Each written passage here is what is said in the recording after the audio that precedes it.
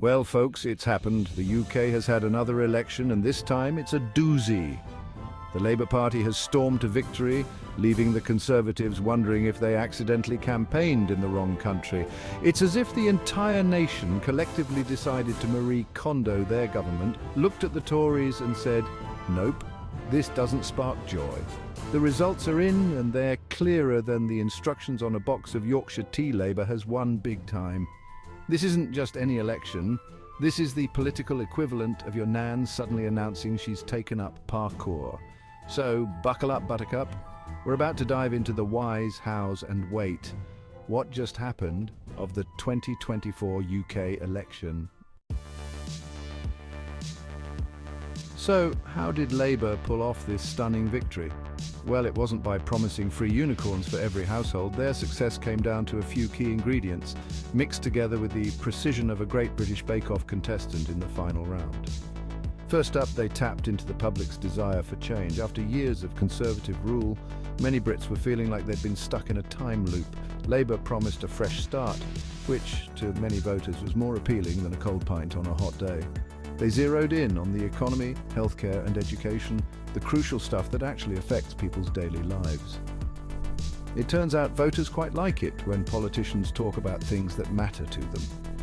Lastly, Labour managed to unite its fractious party. They put aside their differences and presented a united front.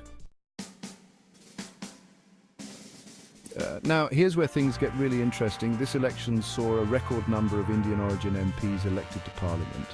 These MPs come from diverse backgrounds and represent various parties. We're talking doctors, lawyers, business people, a veritable samosa of professions. This surge in Indian-Origin MPs isn't just a statistic to be celebrated and forgotten. It represents a significant shift in British politics. It's a reflection of the UK's changing demographics and a sign that the corridors of power are starting to look more like the streets of Britain's cities. They were elected because they're competent politicians who connected with voters. Section 4. A new era for UK politics. So what does all this mean for UK politics? Well, it's like someone just hit the refresh button on Britain's political browser. First off, we're looking at a significant shift in policy direction. Labour has promised to tackle issues like climate change, inequality, and the NHS with enthusiasm. It's going to be a stark contrast to the previous government's approach. Secondly, the increase in diverse representation means we're likely to see a broader range of perspectives in political debates. We might actually see discussions that reflect the experiences of modern, multicultural Britain. This election has shaken up the traditional political landscape. It's a reminder that in a democracy, no party can take voters for granted. Now, I know what you're thinking. John, this all sounds great, but what does it actually mean for the average Brit? Well, let me break it down for you. For starters, we're likely to see some pretty significant policy changes. Labour has promised to invest heavily in public services, tackle the cost of living crisis, and take bold action on climate change. Ambitious? Yes. Potentially transformative? Also yes. On the international stage, this could mean a shift in the UK's relationships. Labour has pledged to rebuild ties with the EU.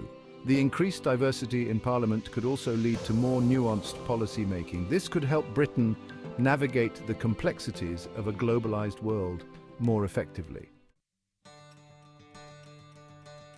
Section 6, the morning after a nation transformed. So here we are, the morning after the night before.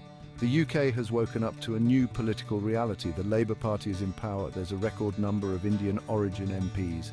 And the political landscape has been well and truly shaken up. It's important to remember, though, that winning an election is just the beginning. Now comes the hard part, actually governing. Labour has made a lot of promises, and now they've got to deliver. The increased diversity in Parliament is a positive step, but it's not a magic solution to all of Britain's problems. The UK is entering a new chapter in its political story, and if it's anything like the last one, it'll be a page-turner.